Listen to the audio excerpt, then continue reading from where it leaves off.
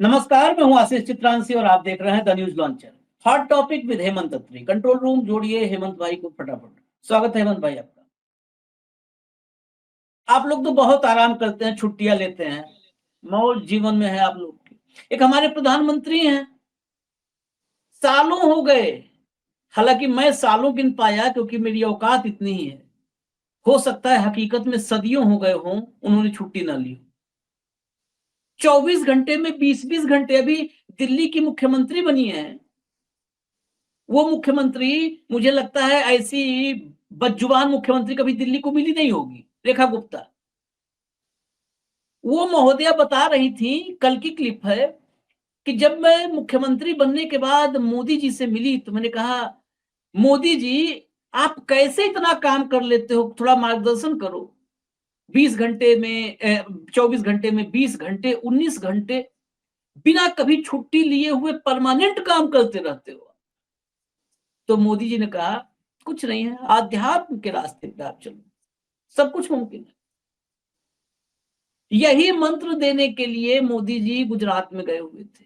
छुट्टी कभी नहीं लेते, बस मुकेश अंबानी, उनकी पत्नी, उनका बेटा, उनकी बहू राधिका मर्चेंट सब साथ हों, और छोटे छोटे सावक शेर के बच्चे। मैं कुछ देख रहा था, कुछ ट्विटर पर हैं, वो उनका 1.5 रुपए रेट है, 1.25 रुपए नहीं पता, लेकिन वो बता रहे थे एक शेर ही शेर को दूध पिलाता है।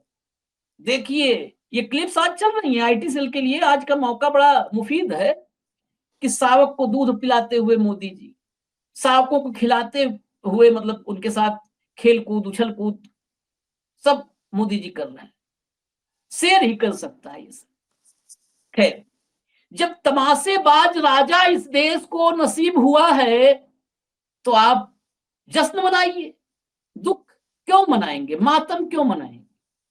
वैसे भी हमारे देश की का एक बीज मंत्र है, परिस्थितियां कैसी भी हो जश्न मनाओ। वैसे भी हम जश्न जीवी हैं, जश्न मनाइए। तमाशेबाज राजा मिला है, अंधभक्त प्रजा है, और पाताल लोक, ये वेब सीरीज की बात नहीं कर रहा हूं, पाताल लोक की तरफ उन्मुख हमारा तेजी से गिरता हुआ देश है। कितने पैरामीटर्स हैं, बेरोजगारी, अर्थव्यवस्था, रुपया, तेल। तेल तो खैर निकाल ही लिया पूरे देश का, सबकी आज चर्चा करेंगे। लेकिन जरा हेमंत भाई को दिखा दें कि ऐसा साहस क्या कभी दूसरे को आपने करते देखा है?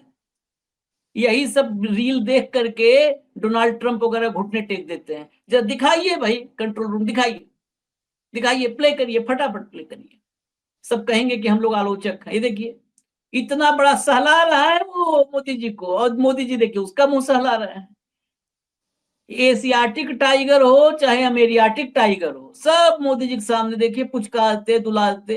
ये बीच में बेसिकली कई लोग समझ नहीं पाए, हम भी नहीं समझ पाए, थोड़ी देर तक हम भी खटखटाए कि देखिए दाढ़ी मूछ सब शेर की सहला रहे हैं। ये बीच में कांच है, और ये जगह है बनतारा बनतारा बनतारा। ये अंबानी परिवार का है। यहाँ सब थे, 7 घंटे मोदी जी थे, देखिए जब दूध दूध पिला रहे हैं 7 घंटे। प्रधानमंत्री नरेंद्र मोदी, मुकेश अंबानी, नीता अंबानी, अनंत अंबानी, राधिका मर्चेंट, इतने मेजबान। कभी आप लोग को ऐसा मेजबान कोई मिल जाए तो आप लोग को लगेगा कि हाँ वाकई 20 घंटे काम करना धन्य है। छुट्टी कभी लेते नहीं साहब। हेमंत भाई, तमाशेबाज राजा थोड़ा कठोर शब्द लगता है, लेकिन ना, कठोर इसमें कुछ लगना नहीं चाहिए। राजा ही आखिर कह रहे हैं, तमाशेबाज राजा। और देश कहां जा रहा है? आज फिर सुबह सुबह शेयर बाजार लाल हो गया। बेरोजगारी तो ये है कि मुंह छिपाए बैठे हैं इस देश के युवा। कहां जा रहा है ये देश? आशीष भाई नमस्कार, आपको सारे दर्शक साथियों को।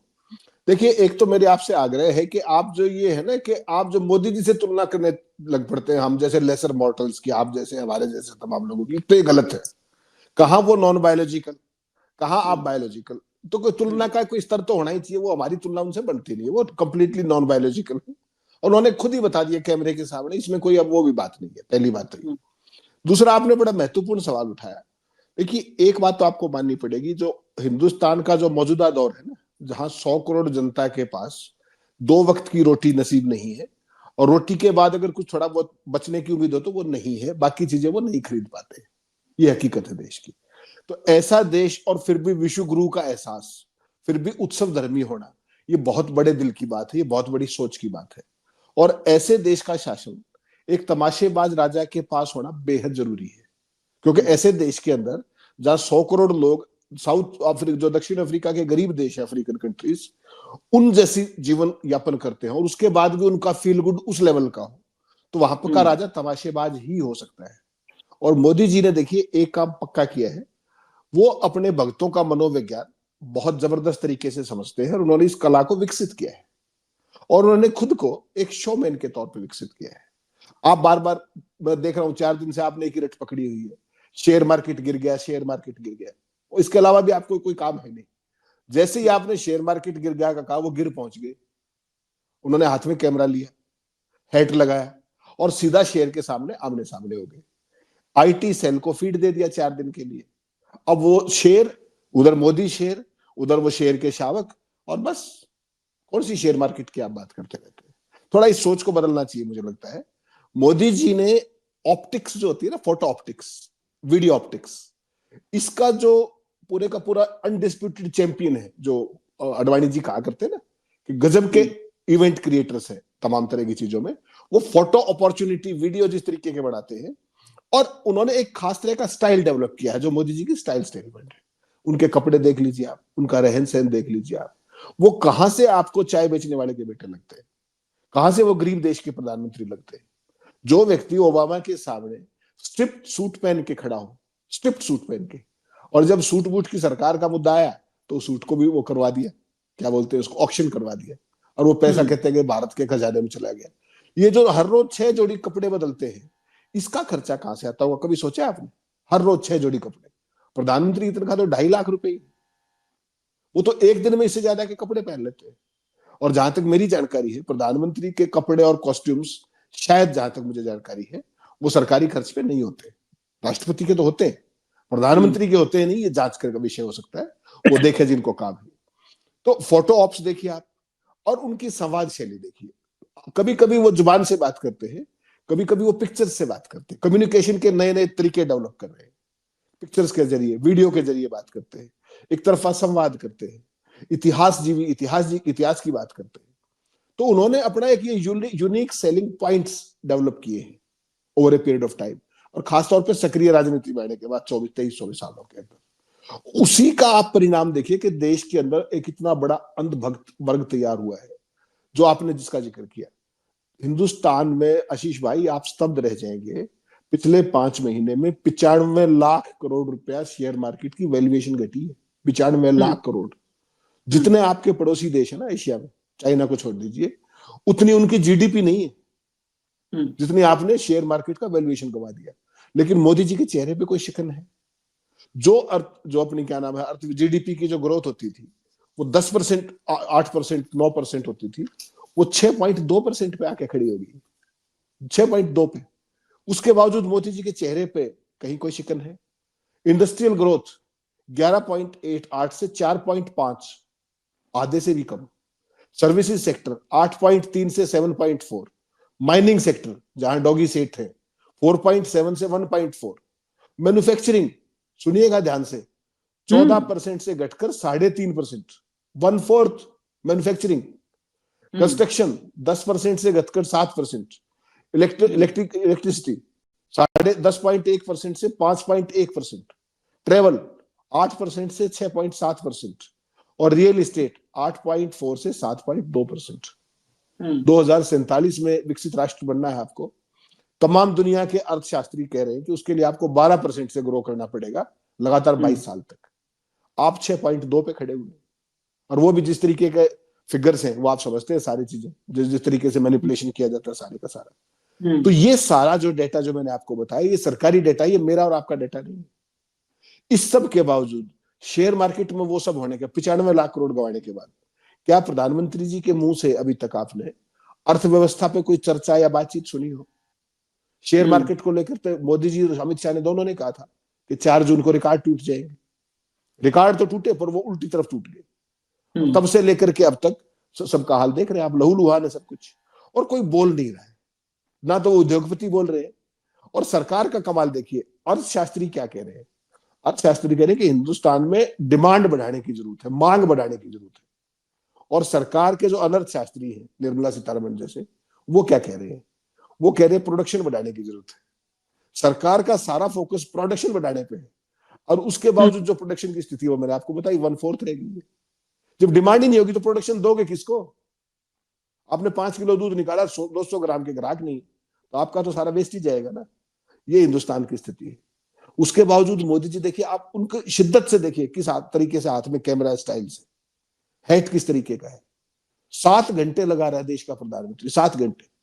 अंतर्राष्ट्रीय वन्य जीव दिवस था, बहुत बड़ी अच्छी बात है, वन्य प्रेमी होना भी चाहिए, अच्छा होना चाहिए, लेकिन 7 घंटे बिना छुट्टी लिए 7 घंटे दूध पिलाया, 7 घंटे दूध पिलाया, ये छोटी मोटी बात नहीं है। मैं तो उपलब्धि सैल्यूट करता हूँ, और सैल्यूट सिर्फ मोदी जी को नहीं है हेमंत भाई। फिर थोड़ी कड़वी बात कहूंगा, इस देश की जो जनता है ना, असली सैल्यूट तो उसको है जी, बिल्कुल। कभी जीवन में मौका मिलेगा तो जरूर मैं चरण धो धो करके थोड़ा थोड़ा पीऊंगा। ये मतलब इनको तो सलूट कितना करें, कोई लिमिट है नहीं, मेरे पास शब्द भी नहीं, निशब्द हो जाता हूं। हम लोग सो करते हैं, मैं आपको बताऊं, फिर आज बता रहा हूं, रोज मैं रात में 2 घंटे सब करने के बाद इतना, लेकिन मेरी क्षमता तो है नहीं उतनी, 2 घंटे कमेंट पढ़ता हूं तो मुझे लगता है कितना तुच्छ हूं, कुछ नहीं पता है। कुछ मैं बता देता हूं आपको, इसलिए बता दूं कि इस देश को यही मिलना नसीब है। बिल्कुल। और मैं चाहता हूं जो प्रक्रिया चल रही है और तेज हो, भले हम रहे ना रहे, ये प्रक्रिया और तेज होनी चाहिए। हम ही दोनों के शौक है। आप दोनों को फॉरेन पॉलिसी के बारे में कुछ पता भी है? I don't like Trump but like peace between Ukraine and Russia. This time once in life time America is doing good. ये हुजूर जो है पहली बार कह रहे हैं कि ये बहुत अच्छा पीस चाहते हैं। इनको अपने देश में कभी पीस नहीं चाहिए होगा, कभी मोदी से नहीं कहा होगा कि पीस हमारे देश में भी चाहिए यार, रोज क्यों लड़वा रहे हो आपस में। एक साहब हैं, हमने 26 लाख ईयू की सेना की बात की थी, लिखते हैं where is 26 lakh army, give count. कौन बता रहा है ये सब आपको, कहां से आ जाते हो? एक साहब लिख रहे हैं करोड़ों लिखना था, 26 लाख थोड़ा कम हो गया महाशय जी। ये ईयू का फुल फॉर्म इनको नहीं पता है, नहीं पता है इन जाहिलों को। मैं ऐसे बोल रहा हूं, ये देश के जाहिल इस देश के लिए असली पता है खतरा ये है, मोदी नहीं खतरा है। ये आज नहीं कल दूसरा मोदी तलाश लेंगे भाई हेमंत भाई, ये कल को दूसरा मोदी तलाश लेंगे, एक मोदी। ये बेसिकली मोदी को आप लोग हम आपको एक बात में सोचना होगा, यहां पर ये मोदी नहीं तो कोई दूसरा मोदी होता, कोई दूसरा मोदी नहीं होगा, कोई तीसरा मोदी होगा, क्योंकि हम में वो हुनर है कि हम मोदी बनाते हैं। हमें चाहिए ना एक आदमी जिसकी पूजा करें, एक चाहिए ना अगरबत्ती दिखाने के लिए, तो हम बना देते हैं। देखिए चित्रांशी, तुझे ट्रंप जरूर खा जाएगा, आशीष तू तो गया। मतलब ये मैं हाथ से बता रहा हूँ, इनके खाने पीने जीने से इन सबके क्या मुझे फर्क है। हाथ ये बौद्धिक स्तर है, क्षमता है, बौद्धिक क्षमता। आप तथ्य और आंकड़े रखो, कहते कहां तुझे ही पता चला है, किसने तुझे बताया, तुझे ही सब पता चलता है। अब क्या करें, हम भी व्हाट्सएप यूनिवर्सिटी से तो ले आंकड़े, हम भी वहीं से डाटा जुटाएं, इकट्ठा करें। दरअसल इस देश का ये हस्र, इसके लिए मोदी कसूरवार नहीं है, यही पहले कबूलना होगा हम लोग को। नॉर्मली क्या है कि आप हो, हम हो, या जितने पत्रकार साथी हैं, अक्सर मैं ये बात बोलता हूं, लेकिन मतलब आप सभी लोग कई बार मेरी बात से असहमत होते हो, इसलिए असहमति की वजह होती है कि जैसे नेता मंच से कहते हैं ना, नेता मंच पे खड़ा होता है, क्या कहता है, हमारे देश की जनता बहुत समझदार है। ये विपक्ष के लोग या विपक्ष वाला कहता है सत्ता के लोग, ये सब मूर्ख समझते हैं। हमारे देश की जनता बहुत समझदार है। वो जब ये बोलता है तो उसका अंतर्मन कहता है सब मूर्ख हो, तुम लोग को फिर मूर्ख बना रहा हूं। वही हाल हमारे जैसे पत्रकार जितने साथी सबका होता है। क्या? क्योंकि व्यूअर है। व्यूअर को बोलेंगे तो उखड़ जाएगा, कल से देखने नहीं आएगा, कहेगा अच्छा बड़ा काबिल पत्रकार बना है, या हमको मूर्ख जाहिल बताएगा। पूरा व्हाट्सएप यूनिवर्सिटी चार्ट डाले हैं हम, 4 साल 5 साल से पढ़ रहे हैं, 10 साल से, कुछ लोग पीएचडी 3-4 साल में होती है, डॉक्टरेट मिल जाती है, आगे नाम के डॉक्टर लग जाता है। हम 10 साल से व्हाट्सएप यूनिवर्सिटी की पढ़ाई किए, चार्ट डाले हैं, हमारे नाम के आगे 3 बार डॉक्टर लग चुका है। 3 बार, एक बार नहीं 3 बार डॉक्टर लग चुका है। इतने 3 बार पीएचडी मैंने किया व्हाट्सएप यूनिवर्सिटी से, और ये हमको सिखा रहा है कल से नहीं देखूंगा तुमको। इसके डर से सब हम लोग बोल देते नहीं नहीं, जनता तो बहुत समझदार है ना। मैं नहीं इत्तेफाक रखता भैया, नहीं देखना है मत देखो, कोई बात नहीं है, मैं मत देखो। वैसे भी कौन सा बहुत हमको 10-20 मिलियन लोग देख ले रहे हैं, मत देखो। बहुत सारे कहते हैं अरे रोटी के लिए आ गया है। हमारा रोटी वाकई, हमारी रोजी रोटी पत्रकारिता ही है भाई। हमारी रोजी रोटी इसलिए ईमानदारी, हमारी तो रोजी रोटी पत्रकारिता ही है। हमको थोड़ा जाएंगे शावकों को दूध पिलाएंगे तो हमारे बच्चे को दूध पिलाने थोड़ा आ जाएगा, शावकों को दूध पिलाएंगे। हमारी पत्रकारिता ही है। लेकिन ये देश की तबाही पर हाँ, आप कंप्लीट करिए। मैं आज अमेरिका से, मेरे एक मित्रवत बड़े भाई हैं, उनसे, वो अमेरिका में मौजूद हैं, उनसे बड़ी डिटेल मैंने लिया है। आखिर में पढ़ूंगा जरूर वो चैट। जी हेमंत भाई। आशीष भाई, ये जो बेसिकली है ना, जिनकी आप बात कर रहे हो, इनकी अगर चर्चा ना करो तो बेहतर है, ज्यादा वो ज्यादा बेहतर रहेगा। उसका कारण है नहीं तो अपना हेमंत भाई इसलिए चर्चा जरूरी है। नॉर्मली सब लोग मना करते हैं, जितने मेरे साथी हैं, मेरे बड़े भाई हैं, तमाम लोग मना करते हैं। फिर उसके बगैर ये चर्चा अधूरी है। फिर मोदी जी की इस दूध पानी पे भी चर्चा नहीं हो सकती। ये मोदी जी को, ये इवेंट, तमाशेबाज राजा को तमाशा करने के लिए कौन मौका दे रहा है? हम ही लोग मौका दे रहे हैं ना। तो बगैर अपनी चर्चा किए हम वन पे सिर्फ मोदी की आलोचना करके नहीं निकल सकते। नहीं, हम तो मोदी की आलोचना, अगर हम मोदी के तमाशे पर तालियां बजाते रहेंगे तो मोदी तमाशा करता रहेगा। बस सिंपल वही, इसलिए हाँ। नहीं तो बेसिकली क्या है, इसको थोड़ा सा देखना पड़ेगा आपको कि एक बहुत फेमस सेइंग है, you get the governance that you deserve. तो हिंदुस्तान को वैसी गवर्नेंस मिली है, उसमें कहीं कोई कंफ्यूजन क्यों है? और ये किसने चुने? ये देखिए आप, इस देश के अंदर एक अखंड भारत का कंसेप्ट है। तो जो रिपोर्ट आई थी 4 दिन पहले, अगर आपने देखा हो, वो रिपोर्ट क्या कह रही थी? ब्लू वेंचर्स की जो इंडस वैली रिपोर्ट थी, उसमें एक 100 करोड़ की आबादी का जिक्र है। उसको मैं अखंड भारतीय कहता हूं, अखंड भारतीय। वो अखंड भारतीय कौन है? जिनकी जो वार्षिक प्रति व्यक्ति आय है वो 87,470 रुपए है। वो वही है जो आशीष चित्रांशी के बारे में वो ट्रोल करके 1.5 रुपया 2 रुपया जो भी उनको मिलता है, तो उनकी दिहाड़ी पर, उनकी मेहनत पर आप प्लीज मत उठाइए। वो उनको ना तो यूरोप का पता, ना यूक्रेन का पता, और अगर सही मायने में अगर वर्ल्ड का नक्शा रख दें आप उनको, उनके सामने, तो उनको भारत का भी नहीं पता। इतने विद्वान लोग हैं वो। तो उनके ऊपर समय खराब करने का हमें कोई बहुत ज्यादा वो नहीं होना चाहिए। वो लोग कौन है ये जरूर देखना चाहिए आपको, जिसकी साल की प्रति व्यक्ति आय 87,470 रुपए, यानी कि 7,500 रुपए महीना है। 7,500 में तो एक कमरा भी नहीं मिलेगा आपको, घर वर और खाना वाना तो सब छोड़ दीजिए। ये है मोदी जी की असली अमानत।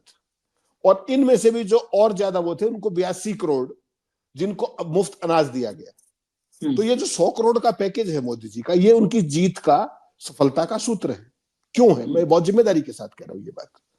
82 करोड़ का अनाज मुफ्त कर दिया आपने, और ये जो 100 करोड़ जनता है, इन्होंने अपना जो दिमाग है वो धर्म की राजनीति के नाम पर दान कर दिया। और जब धर्म की राजनीति पे दान कर दिया, तो उसको मैं, आप और कोई भी तथ्यों की बात, आंकड़ों की बात, लॉजिक की बात करने वाला कोई भी व्यक्ति, वो राष्ट्रद्रोही भी लगेगा, वो मोदी विरोधी भी लगेगा। मुझे और आपको मोदी से कभी कोई विरोध ना था, ना है, ना होगा। ना हम प्रधानमंत्री पद के दावेदार हैं, ना हम राजनीति में हैं, ना हमें जीवन में राजनीति में आना है। कोई गलतफहमी नहीं, और आ गए तो 4 वोट भी नहीं मिलेंगी, ये भी हम स्पष्ट है, कोई दिक्कत नहीं है।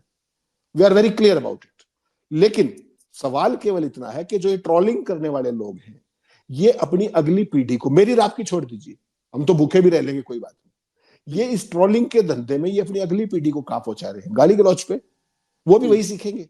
उनका भी वही भाषाएं होंगी, उनके भी वही विशेषण होंगे, उनका भी देश के प्रति यही सर्टिफिकेट बांटने का धंधा चलता रहेगा। तो अल्टीमेटली पहुंचेगा कहां?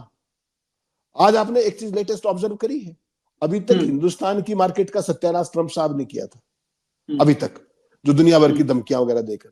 आज उन्होंने नया कारनामा किया है, वो जो क्या नाम है अपना कनाडा और मेक्सिको को 25% लागू हो गया वो टैरिफ, और चाइना पे आज भी 10% फिर बढ़ा दिया। तो इसका परिणाम देखिए, अमेरिका की अभी तक तो दुनिया की मार्केट की ऐसी हो रही थी, सबसे ज्यादा हिंदुस्तान की हो रही थी, आज अमेरिका की मार्केट 2% नोज डाइव कर गई। तो ये वो एक मागा बनाने चला था, एक हमारे वाले मिगा बनाने चले थे, मेक इंडिया ग्रेट अगेन, वो अमेरिका ग्रेट अगेन, और पूरे सिस्टम का इन्होंने मैगी बना के रख दिया। किसी को कुछ समझ में ही नहीं आ रहा कि ये क्या कर रहे हैं, कहां जाएंगे, क्या नहीं करेंगे, कुछ नहीं। केवल और केवल देश की दुश्वारियों पर, देश की मूर्खताओं पर, अगाध मूर्खता पर, कुपड़ता पर किस तरीके की चीजें की जा रही है, मैं बताऊंगा, आप हैरान रह जाएंगे। आप तो केवल तमाशेबाजी की बात कर रहे हैं, एक डेटा सुनिएगा और चौंक जाइएगा। क्या उत्तर प्रदेश की सरकार ने क्या कहा, आप शायद मिस कर गए उसको। 65 करोड़ से ज्यादा लोगों ने डुबकी लगाई कुंभ के अंदर, और ये कहा कि अपने क्या नाम है यूपी को कुंभ में 3 लाख करोड़ रुपए का रेवेन्यू मिला। 3 लाख करोड़, ऑफिशियल फिगर बता रहा हूं। हाँ। अगर 3 लाख करोड़ रुपए का रेवेन्यू मिला था आशीष भाई, तो उस पे जीएसटी के बाद 45 दिन कुंभ चला है, तो जीएसटी 18% मिनिमम है, तो 54,000 करोड़ रुपए की कलेक्शन कहां से होनी चाहिए थी? यूपी से होनी चाहिए थी ना। ऑफिशियल सोर्स है भाई, 3 लाख करोड़ का रेवेन्यू जनरेट हुआ, तो 18% के हिसाब से 54,000 करोड़ का उसमें आना चाहिए था जीएसटी में। कितना आया बता दूं आपको? यूपी के अंदर कलेक्शन क्या हुआ है इस फरवरी महीने का? 9,155 करोड़ रुपए, 9,155 करोड़ रुपए। और ग्रोथ क्या है? केवल 14%, जहां 65 करोड़ लोगों ने कथित तौर पर डुबकी लगाई। हरियाणा के अंदर, हरियाणा यूपी के 3-4 जिले और पूरा हरियाणा बराबर है, देखा है आपने, तो आप तो घूमे उस जगह। हरियाणा के अंदर जीएसटी कलेक्शन फरवरी के महीने की बात कर रहा हूं, 9,925 करोड़। यहां तो कोई कुंभ नहीं था, यहां वाले तो जा रहे थे, यहां पे ग्रोथ 20% है, और जहां पर कुंभ हुआ वहां की ग्रोथ 14% है। और कुंभ के कारण वहां पर जो ग्रोथ हुई है केवल 1,300 करोड़ रुपए की हुई है, होनी चाहिए थी 54,000 करोड़ की। वो पैसा गया कहां? अगर वहां पर 3 लाख करोड़ का रेवेन्यू जनरेट हुआ, तो ये तो अपने मोदी जी को बताना चाहिए, योगी जी को ही बताना चाहिए कि वो बाकी के जो पैसे थे 51,000 कुछ 52-53,000 करोड़, वो कहां चले गए जीएसटी के? कौन खा गया उसको? क्या उसकी भी जांच कराएंगे? तो लफाजी, डेटा मैनिपुलेशन, कुछ भी कह दो। जो 30 लाशें बिछी थी वहां पर कथित तौर पर, उनको गिनने में 19 घंटे लगे, और 66 करोड़ का रियल टाइम काउंटिंग करते थे। तो ये टेक्नोलॉजी तो केवल मोदी के पास है। अमेरिका, नासा, सैटेलाइट, फलाना किसी के पास नहीं, केवल मोदी और योगी कर सकते हैं। तो ये मूर्खता का अमृतकाल है, अंधभक्ति का अमृतकाल है।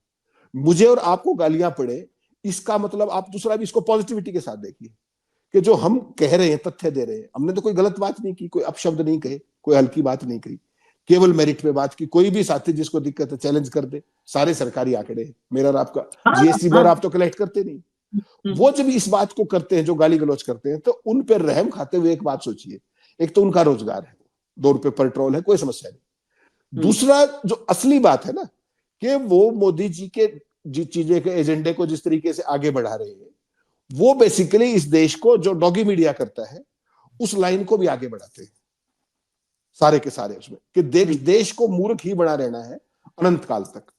तो वो गुस्से के पात्र नहीं है, मैं इसलिए कह रहा था आपको, वो रहम के पात्र है, और उनको उनके हाल पर छोड़ दिया जाना चाहिए। अगर हम उनको जवाब देने लगे तो हमारे पास तो लिमिटेड टाइम है, उस लिमिटेड टाइम का उनको जवाब नहीं दे रहे हैं, उनकी चर्चा, जवाब तो देना ही नहीं है। जवाब क्या देना? उनकी चर्चा इसलिए कि उनके बगैर मोदी अधूरे हैं, भक्तों के बगैर भगवान अधूरे होते हैं। कहा क्या जाता है? दोनों पूरक है, दोनों पूरक हैं दूसरे के। इसलिए अगर हम सिर्फ मोदी पर चर्चा करते हैं, कहते नहीं मोदी जी तो मौज कर रहे हैं वनतारा में सावकों के बीच, ये मोदी जी ये सब करने के लिए प्रेरणा कहां से पाते हैं? भगवान भी भक्तों से प्रेरणा पाता है, भक्तों की भक्ति देख करके भगवान भी लीला करता है। भगवान भी लीलाएं, आपने लीलाधर को पढ़ा होगा, कहा जाता है ना कि भक्त की भक्ति देख करके ईश्वर लीला करते हैं। तो भक्तों की भक्ति देख करके ही ये अविनाशी जी लीला कर रहे हैं। इन लीलाओं में अगर आप भक्तों को छोड़ देंगे तो उस अविनाशी भगवान का अपमान होगा ये। इसलिए भक्तों की चर्चा जरूरी है। अब भक्तों की चर्चा देखिए जरूरी है तो मैं एक आंकड़ा भी रख देता हूँ, वक्त हो रहा है लेकिन आंकड़ा रख दे रहा हूँ। अभी आपने टैरिफ की बात कर दी, हालांकि चीन जवाब देने जा रहा है बहुत तगड़ा, 10 मार्च से लगा रहा है टैरिफ, रिवर्स टैरिफ कर दिया वही कर दिया कर दिया कर दिया रेसिप्रोकल, हाँ, रेसिप्रोकल 10 से 15% का। लेकिन भारत की हालत देखिए, यहाँ कोई चर्चा नहीं है ना। यहाँ पे किसे वक्त है, किसे वक्त है कि तुमसे पूछे तुम्हारी खैरियत, तुम्हारे आगे क्या दुश्वारियां होने वाली हैं। 2023-24 में भारत ने अमेरिका को जो एग्रीकल्चर एक्सपोर्ट किया था, कृषि निर्यात, वो $5.2 बिलियन का था। $5.2 बिलियन। अब सबसे ज्यादा कौन मारा जाएगा? आप जब पूरा, ये तो मैं पार्शियल बता रहा हूं, जब इंडियन एक्सपोर्ट आप देखेंगे तो जो सबसे ज्यादा एक्सपोर्ट बढ़ा है और जहां से सबसे ज्यादा भारत को, मतलब भारत को जो लाभ है वो एग्रीकल्चर एक्सपोर्ट से है। एक दिन उसका डाटा भी शायद हम ही आप चर्चा में थे तो उसका एक पोर्शन दिखाया था। वो जो है जब ये लगेगा तो मारा कौन जाएगा? भारत का किसान। किसान, ठीक है। भारत की बासमती बहुत फेमस है, हरियाणा में तो बहुत बासमती होती हुई है, दुनिया भर के राइस मिल्स हैं। बासमती का चौथा बड़ा खरीदार है भारत के साथ अमेरिका। क्या होगा बासमती जो पैदा करने वाले किसान हैं, क्या होगा उनका? जो सूखे मेवे और फल, एग्री प्रोडक्ट्स भारत से मंगाता है अमेरिका, खरीदता है, $1.84 अरब। क्या होगा इसका? किसी को परवाह है? किसी को फिक्र है? शावकों को मेवा और दूध खिला रहे हो, यहाँ किसानों जो है क्या होने वाला है उनके साथ, इस बारे में कहीं पूरी दुनिया चिंता कर रही है। पूरी दुनिया, कोई रिएक्ट कर रहा है, कोई ओवर रिएक्ट कर रहा है, कोई कम रिएक्ट कर रहा है और कोई जैसे को तैसा दे रहा है। लेकिन भारत कैसा दे रहा है अब तक नहीं पता है, पता ही नहीं है। क्योंकि इस पर सोचने का वक्त किसे है? इस पर अभी हम आंकड़े बताएंगे तो कहा जाएगा, वही कहने वाले कि ये तुम्ही को सिर्फ पता चला, तुम्ही को पता चला, इसलिए ये भी बताना गुनाह सा लगता है। मैं आखिर में मैं कहा कि कहें, मैं नहीं पब्लिकली कई चीजें, लेकिन हम लोग पत्रकार हैं, आदत से मजबूर हैं।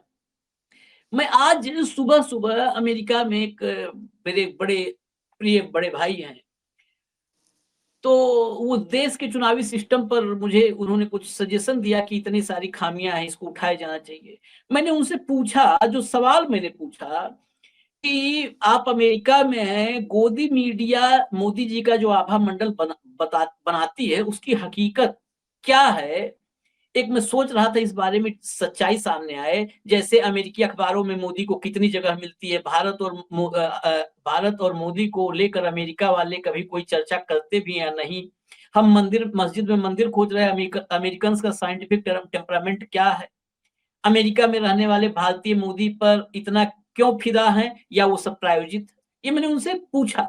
उनका जवाब बड़ा, जो जवाब था अमेरिका में बैठ करके, और बहुत मतलब उच्च शिक्षित हैं, 5-6 किताबें लिख चुके हैं, 5-6 किताबें लिख चुके हैं। उन्होंने कहा कि कुछ भी नहीं, यहाँ हर व्यक्ति सुबह 8 बजे ऑफिस जाता है, शाम को 5 बजे के बाद वापस आता है। हमारा मीडिया बहुत बायस है। देश को आगे बढ़ना है तो रिसर्च करनी होगी, अपना कोई प्रोडक्ट बनाना होगा, लोगों को इकोनॉमी का ज्ञान आवश्यक है, यह मीडिया का काम है। आप लोग भी हफ्ते में एक दिन इकोनॉमी पे चर्चा कर सकते हैं। वो सजेशन दिए कि इकोनॉमी का ज्ञान जरूरी है, लेकिन अब ये बात वो कर रहे हैं, हमारे यहाँ हर आदमी इकोनॉमिस्ट है। मोदी जी जब इकोनॉमिस्ट है तो सारे भक्त इकोनॉमिस्ट हो गए। परंपरा होती है ना हमारे यहाँ, गुरु परंपरा, उसके हिसाब से सारे इकोनॉमिस्ट हो गए। और आगे लिखते हैं, हर जिला और उसका गांव, जिसे काउंटी कहते हैं, यहाँ प्लान्ड है। लोग मेहनती हैं, गवर्नमेंट सपोर्ट करती है। अखबार मैंने इधर नहीं देखे, पर पॉडकास्ट में जेलेंस्की के बाद क्रिटिसिज्म हो रहा है, किसका? ट्रंप का। मैंने एक आर्टिकल लिखा, वो भी भेजूंगा। मैं एक ओल्ड भारतीय लेडी से मिला था, वो मोदी की मुरीद थी। धर्म की भंग सभी में चढ़ी है, जब तक दूसरी भंग नहीं मिली तब तक यही चलेगी। मोदी की चर्चा यहां नहीं के बराबर है, नहीं के बराबर, ठीक है, यानी शून्य है, शून्य के बराबर है। और सबसे खूबसूरती है कि आदमी को आदमी समझा जाता है यहाँ। मॉम और डैड को काफी महत्व है, ये इसलिए ये लाइन अंडरलाइन कर लीजिएगा, मॉम और डैड को काफी महत्व है। हमारे यहाँ क्या कहते हैं, सब परिवार संस्कृति यही है, विदेशी ये सब कहीं परिवार जानते हैं। आप जाओ, हमसे आपसे बहुत बेहतर मुझे लगता है वो परिवार जान रहे हैं और समझ रहे हैं। हम तो आप मुग्ध है ना, बंद कमरे में कुएं के मेढक। हर जगह चौड़ी रोड है, जीरो पॉल्यूशन है, सुनिएगा, जीरो पॉल्यूशन है, सेल्फ डिसिप्लिन है। एक दिन रात में मेरी नींद खुली तो देखा कि सड़क में रेड लाइट में एक गाड़ी अकेले रुकी हुई है, अकेली गाड़ी है सड़क पर, रात में आधी रात रेड लाइट है और अकेले गाड़ी रोक के खड़ा है। पूरा कूड़ा रिसाइकल होता है, बच्चों की शिक्षा और हॉस्पिटल मुफ्त हैं, सोशल सिक्योरिटी उत्तम क्लास की है। हमें बहुत मेहनत करनी पड़ेगी, इस धर्म के जाल से निकलना होगा, सेल्फ डिसिप्लिन लानी होगी और ग्रीड को कम करना होगा। बस ये इसलिए बताया कि मैं कहा 5, 6, 7 किताबें लिखे हुए, बहुत मैनेजमेंट के बहुत बड़े आदमी, बड़ा नाम है, चर्चा में भी लाना जरूरी नहीं है। ये मैंने उनसे पूछा था कि जरा बताइए भाई, हम यहाँ से वहां हालात नहीं देख सकते हैं, सुनते ही हैं हम भी, कई बार लगता है हम ही गलत बता रहे हैं भाई। हेमंत भाई, आप तो अमेरिका नहीं, नहीं आशीष भाई, मैं तो कई बार गया हूं, एक बार नहीं। और देखिए, अमेरिका के अंदर जो भी स्थितियां है ना, उनकी जो अच्छाइयां थी उनको तो हम स्वीकार कभी कर ही नहीं सकते, कभी भी। एज ए सोसाइटी, डिसिप्लिन, सारी चीजें, जीवन शैली, काम के प्रति कर्तव्य परायणता, कमिटमेंट, ईमानदारी, वो नहीं सीख सकते। हमने उनसे क्या सीखा, हमने जो उनकी खराबियां थी ना वो सीखनी शुरू की। उनकी खराबियां क्या थी? एक तो उनका खराब खाना, जितना भी वेस्ट का डिस्कार्टेड खाना है, जितने भी हिंदुस्तान के बच्चे आजकल खा रहे हैं, जिसको आप जंक फूड करें। हिंदुस्तान की कल्चर में जब हम पढ़ते थे तो कब जंक फूड आपने देखा था? तो जितनी बुराई थी, ये पिज्जा से लेकर के सारा, अमेरिका की सेहत को बर्बाद करने का 40% इकलौता कारण पिज्जा है। तो वो उसको छोड़ रहे हैं, हम उसको अपना रहे हैं। हमारा जो फैमिली वैल्यू सिस्टम था वो उसको अपना रहे हैं, हम उसको छोड़ के जा रहे हैं, हम आगे बढ़ रहे हैं, हम मॉडर्न हो रहे हैं। बेसिकली क्या है कि अमेरिकन सोसाइटी से बहुत चीजें सीखने की है और हमारी सोसाइटी से भी बहुत ज्यादा चीजें सीखने की थी। तो हमने तो जो अमेरिका की जो खराब चीजें थी उनको अपना लिया और उन्होंने हमारी अच्छी चीजों को अपना लिया। उसमें हमारी अच्छी चीजें क्या थी? योगा, प्राकृतिक चिकित्सा, व्यायाम, ये स्वस्थ भोजन, ज्वाइंट फैमिली, वो सारे कंसेप्ट उन्होंने अपना लिए। और उनकी जो बुराइयां हैं उनको हम धीरे धीरे स्वीकार करते जा रहे हैं और उनको एक जीवन शैली का हिस्सा बनाते जा रहे हैं। और जो ये भक्त मंडली है जिसने कभी बहादुरगढ़ क्रॉस नहीं किया या उधर से नोएडा क्रॉस नहीं किया, वो आपको जेलेंस्की और शिकागो और न्यूयॉर्क की जानकारी देते हैं। तो बेसिकली इस देश के जो लोग, जो पढ़े लिखे हैं, जो समझदार हैं, जिनके अंदर अपनी बुद्धि, जिन्होंने बुद्धि को बलिदान नहीं किया है, उनके लिए केवल एक ही बात है कि देश में नैतिक मूल्य, देश में सामाजिक मूल्य और देश के अंदर अज्ञान का अंधेरा मिटाए बिना गुजारा नहीं है। ये मोदी किसी के पूरक नहीं है, आप किसी के पूरक नहीं हो। इस चीज से बाहर आकर के अपनी अगली पीढ़ियों का ध्यान कीजिए, उस पर जो इन्वेस्टमेंट चाहिए, उसके लिए जो आपको प्रयास चाहिए, उसके लिए जितनी पढ़ाई चाहिए, उसके लिए जो रिसर्च चाहिए, वो सारी चीजें करने की जरूरत है। और जो ये लफाजियां, तमाशेबाजियां, फोटो ऑप्स और दुनिया भर के धर्म की अफीम, इन बातों के कोई मायने नहीं है। अगर सीवर के पानी में नहाने से मोक्ष प्राप्त होता तो उसमें मेरा और आपका नंबर कभी नहीं आता। उसके लिए और बहुत सारे लोग हिंदुस्तान के अंदर है। हिंदुस्तान में 3 तरह के लोग हैं, मैंने आपको पहले भी जिक्र किया था। 14 करोड़ इंडिया है, 30 करोड़ उसके बाद जो है वो भारत है, और जो ये 100 करोड़ जिनकी हम आज बात कर रहे थे, जो 2 रुपए वाले भी है, उसमें अखंड भारत है। तो ये अमेरिका के अंदर 2 रुपए में ट्रोल कोई नहीं करेगा, किसी के पास समय नहीं। वहां का जीवन इतना महंगा है कि सुबह से शाम तक, जैसे आपने बिल्कुल ठीक कहा, 8 से 5 बजे तक काम करना ही पड़ता है। और काम का मतलब काम ही होता है, वर्किंग आवर्स का मतलब वर्किंग आवर्स ही होता है। तो ये जब तक आप कल्चर नहीं लाओगे, पॉजिटिव कल्चर, तब तक इस तरह की चीजें। मेरा और आपका काम है जनता के लिए आंकड़े, उनकी काम की बात, उनके मुद्दे उनके सामने रखें, उनके सवाल हम सरकार के सामने रखते रहे। वो इसको किस रूप, ऐसा नहीं है कि हम एक पक्ष देख रहे हैं कि बहुत सारे लोग हमें ट्रोल करते हैं। इसका दूसरा पक्ष भी है कि बहुत सारे लोग अप्रिशिएट भी करते हैं। तो हम उन लोगों का जन जागरण कर रहे हैं जो उन चीजों की गंभीरता को समझ रहे हैं और उनको सैल्यूट भी करते हैं। और अगर ये अंधभक्त हमें ट्रोल ना करें तो माफ कीजिएगा, फिर हम भी उससे बाहर हो जाएंगे, सारे डिस्कोर्स से बाहर हो जाएंगे। इसलिए ये भी जो ये जो मोदी जी ने क्रिएट की है ना, जो अंधभक्त सेना, ये भी इस देश के इकोसिस्टम का एक हिस्सा तो है, ये तो मानना पड़ेगा आपको। इनको मुख्य धारा में कैसे लाया जा सकता है, इस पर भी हम सबको और ज्यादा मेहनत करने की जरूरत है। इनको भी आईना दिखाने की जरूरत है कि तुम कब तक भूखे मरोगे और कब तक तुम्हारी पीढ़ियां 5 किलो अनाज पर पलेंगी। आगे बढ़ो, सोचो, तुम पढ़े लिखे हो। जो यूक्रेन लिख पाता है, जो यूक्रेन की स्पेलिंग ठीक नहीं लिख पाता है, वो भी हमें विदेश नीति का ज्ञान दे देता है। तो ये तो इस डेमोक्रेसी की खूबसूरती है। वो मोदी से सवाल नहीं करता है, ये मोदी के लोकतंत्र की खूबसूरती है। तो दोनों को सैल्यूट है और हमारा जो काम है हम उसको शिद्दत से करते रहेंगे for all times to come. जो बात आज हुई इस चर्चा के अंत में फिर तथ्य भी रख देते हैं कि आप लोग जश्न मनाइए। कोई और नहीं, अरविंद पनगढ़िया, ये नाम सर्च कर लीजिएगा। अरविंद पनगढ़िया मोदी जी के खास है, मोदी जी के खास है। इस देश की तकदीर बनाने में उनका भी रोल है। उन्होंने कहा कि हमें 2047 तक बनना है, विश्वगुरु बनना है। तो उन्होंने बात कही, टारगेट एक रखा है, कहा कि विश्वगुरु बनने के लिए प्रति व्यक्ति आय जो होती है ना, पर कैपिटा इनकम, वो कम से कम 14-15 हजार डॉलर करनी पड़ेगी। $15,000, 14-15, मैं 14-15 पे ही तसल्ली कर लेता हूँ। 14-15 हजार डॉलर, $15,000 का मतलब आज की तारीख में करीब करीब 13 लाख रुपए के आसपास। 13 लाख रुपए यानी हर महीने करीब करीब 1,10,000 रुपए के आसपास। अभी हेमंत जी ने बताया कि 100 करोड़ लोग ऐसे हैं जिनकी महीने की कमाई 7,500 रुपए। 7,500 वाला जब 1,10,000 कमाएगा तब विश्वगुरु बन पाएगा हमारा देश। ये बहुत मोटा सा जो समझने की कोशिश। आशीष भाई गलत बात कर रहे हैं आप। ये 8700 वाले अर्जित पूंजी है मोदी जी की। अगर इनको 1 लाख रुपया दे दिया तो ये सवाल पूछेंगे, माफ कीजिए, इनको वहीं रहना है, इनको वहीं रखा जाना है, उनको वहीं रहना। इसीलिए बता रहा हूं कि कैसे विश्वगुरु बना जाता है, प्रक्रिया क्या होती है। तो ये है 1,10,000 पहुंचना होगा। और 1,10,000 पहुंच के भी क्या करोगे आप? अमेरिका जिसकी बात कर रहे हो, इस समय बेसिकली पता है भारत में जो ये 100 करोड़ जो आप कह रहे हो, ये सब ट्रंप के भक्त हो लिए हैं। ये जहां जहां इनके साहब जाते हैं उन्हीं के पीछे शिफ्ट हो जाते हैं, कहते हैं ये भी अपना भगवान है, अपना ही आदमी, ये भी अपना ही भगवान। तो इसकी भी थोड़ा पूजा कर लो। इस समय ट्रंप के पीछे खड़े हुए। अब ट्रंप जो भी कहे ना, लात मारे कुछ भी कहते, नहीं नहीं बड़ा अच्छा, वो लात से भगवान कई बार लात मार के भी आशीर्वाद देते हैं। तो ट्रंप के देश में आज की तारीख में जब यहाँ 7,500 रुपया साल में महीने कमाई है 100 करोड़ लोग, वहां पे करीब $40,000 प्रति व्यक्ति आए हैं।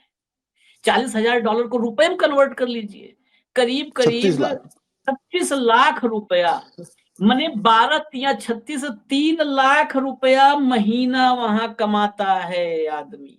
3 लाख महीना। मैं आज कहा तो चैट में बहुत सारी चीजें, वहां पे कॉफी दुकान पे काम करने वाला भी $18-20 जो है वो घंटे के हिसाब से शायद कमा लेता है वहां। मतलब बुरी स्थिति में भी है, बुरी स्थिति में भी वो भी अपने देश जाना नहीं चाहता, इसीलिए खेत बेच बेच के भागते हैं। जो वहां के हिसाब से बहुत वर्स्ट कंडीशन में है, वो यहाँ के हिसाब से आप समझ लो लग्जरी है।